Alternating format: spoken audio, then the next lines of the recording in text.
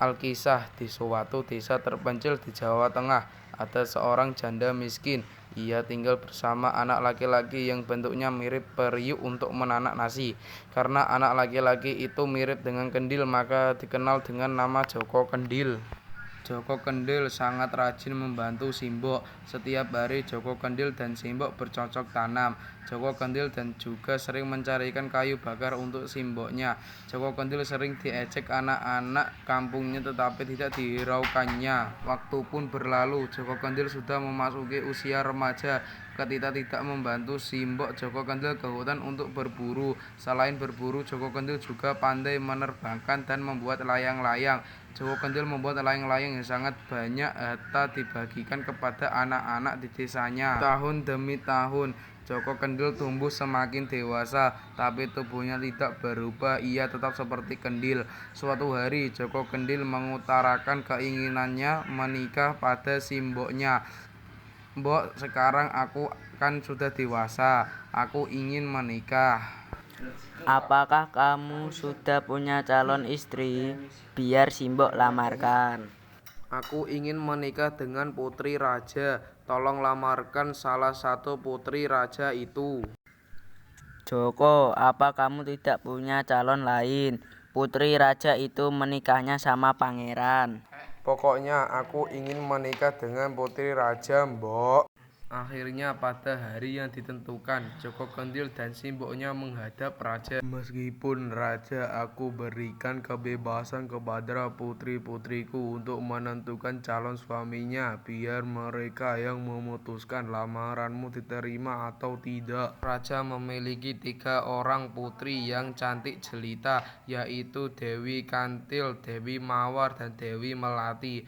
Raja menyampaikan maksud kedatangan Joko Kendil dan Simboknya kepada putri-putrinya. Nah, putri-putriku, sekarang keputusannya ada di tangan kalian. Ayah, saya tidak sudi menikah dengan orang desa yang miskin dan bentuknya aneh seperti itu. Aku hanya ingin menikah dengan pangeran kaya raya dan tampan. Aku bersedia menikah dengan Joko Kendil. Aku menerima lamarannya dengan sepenuh hati. Ayah, tolong restui kami. Akhirnya raja menikahkan Dewi Melati dengan Joko Kendil. Setelah Dewi Melati dan Joko Kendil menikah, Simbok memutuskan kembali ke desanya. Meskipun Joko Kendil dan Dewi Melati membujuk untuk hidup di istana, tetapi Simbok tetap memilih hidup di desanya. Sedangkan di istana, Joko Kendil selalu diejek oleh kedua kakaknya, tetapi semua ejekan itu diterima dengan penuh kesabaran oleh Dewi Melati. Suatu hari, raja mengadakan lomba ketangkasan. Perlombaan tersebut diikuti para pangeran dari berbagai kadipaten. Para putri raja melihat perlombaan tersebut. Lihatlah para pangeran tampan itu. Seharusnya orang-orang seperti mereka yang pantas jadi suami putri raja. Ya, benar sekali. Tidak seperti manusia kendil itu. Lihat, ia tidak datang dengan alasan sakit, padahal dia malu bertemu dengan para pangeran tersebut. Tiba-tiba penonton terpesona oleh seorang pangeran tampan yang gagah perkasa memasuki arena. Ia memakai pakaian kerajaan gemerlap dan menunggang kuda yang gagah perkasa. Lihatlah, sungguh tampan pangeran itu. Aku ingin berkenalan dengannya. Dia lebih tampan dan gagah daripada para pangeran di sini. Si Joko Kendil itu tidak pantas meskipun jadi tukang cuci kudanya. Karena tidak tahan dengan ejekan kakaknya, Dewi Melati meninggalkan arena dan menuju kamarnya. Di mana suamiku? Katanya sakit. Kendil apa ini? Kenapa ada di sini?